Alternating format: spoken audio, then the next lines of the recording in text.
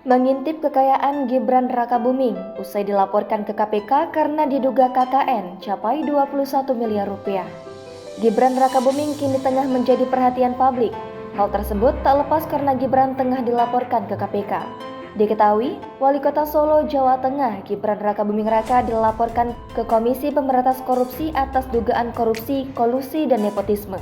Laporan ini dilayangkan dosen Universitas Negeri Jakarta yang juga merupakan aktivis 98 Ubedillah Badrun pada Senin 10 Januari 2022.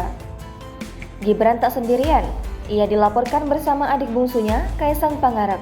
Ubedillah melaporkan Gibran dan Kaisang atas dugaan tindak pidana korupsi dan pencucian uang, juga dugaan KKN dalam relasi bisnis mereka dengan grup bisnis yang diduga terlibat pembakaran hutan.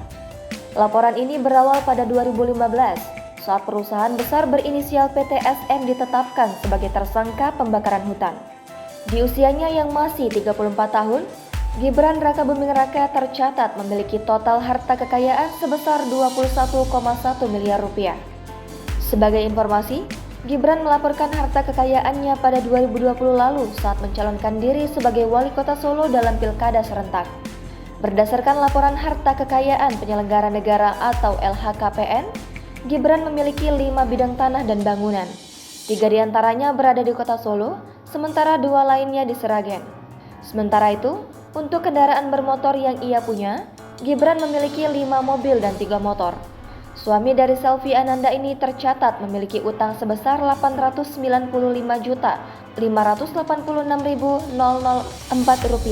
Total harta kekayaan Gibran Rakabuming Raka senilai 21 miliar rupiah. Jangan lupa subscribe, share, komen, dan like ya.